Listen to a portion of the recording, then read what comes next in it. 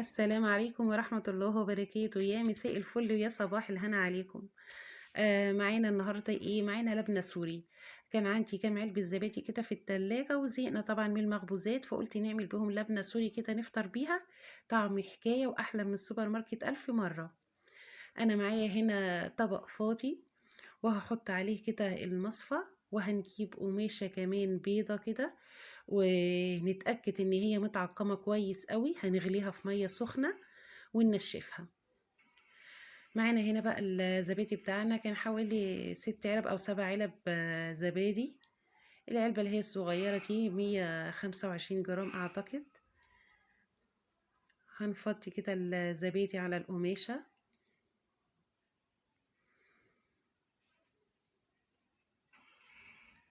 هنبدأ بقى نلم القماشة كده معانا من الأطراف بتاعتها على بعض.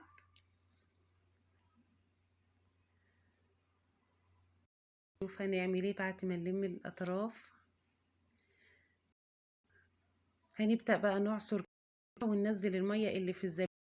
طبعا احنا مش لما بنعصر كده هننزل المية كلها، احنا هننزل بس شوية صغيرة كده عشان نعرف نلم بس القماشة على بعضها. باقي المية هتنزل لما نركنها بقى معانا ونضغط عليها بحاجة تقيلة. انا عاملة الموضوع ده كده بالليل، فهسيبها طبعا معانا في المصفى لحد الصبح. سيبها كده معاكي على رخامة المطبخ. هي بصي كده ما عصرتي منها شوية، نزلت شوية صغيرة. هنشوف بقى الصبح نزلت معانا ميه قد ايه. هنحط بقى ايه ازازه ميه كده تقيله، او حله فيها شويه ميه واضغطي عليها اي حاجه تقيله تحطيها عليها علشان تصفي الميه اللي فيها خالص، وما يتبقاش معانا الا الجبنه اللي هتطلع معانا من الزبادي. احنا هنا كده بقينا الصبح اهو. هشيل بقى ازازه الميه من عليها، وهنشوف كده الميه اللي نزلت منها قد ايه. ميه نزلت اهي كتير. هنركن المية دي معانا في طبق كده على جنب، نعرف أو نقدر نستخدمها في أي حاجة تانية لها استخدامات كتير. ده كده الجبنة طلعت معانا اهي من الزبادي. هنبدأ بقى نحط الملح حسب ما انت عايزة حياتي. تزودي ملح عايزاها مثلا متوسطة أو قليلة الملح، فحط حاجة بسيطة كده نص معلقة صغيرة زي ما أنا حطيت.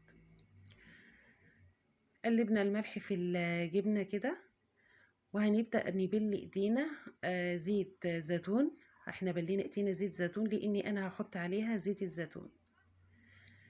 هنعملها بقى كده كور صغننة كده او كبيرة زي ما تحبي، بس كل ما الكور تكون صغننة كل ما بيكون شكلها احلى.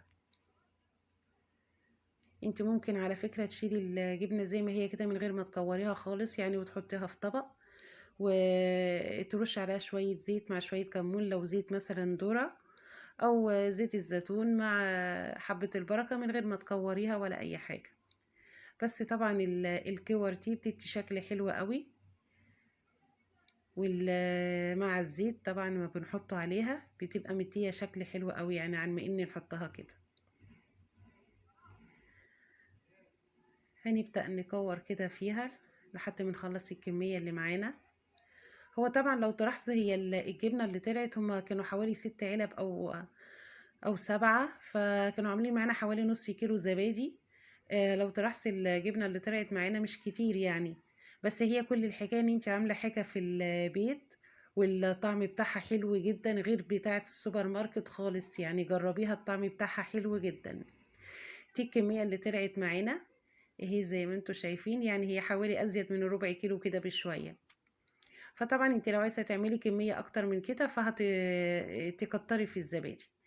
هنبدأ بقى نحط عليها كده زيت الزيتون، وهنحط بالزيادة شوية. هنخليها كده كلها غرقنا في زيت الزيتون. هنجيب بقى معانا حبة البركة ونبدأ نرش عليها كمان. وبس كده خلاص وصفتنا خلصت.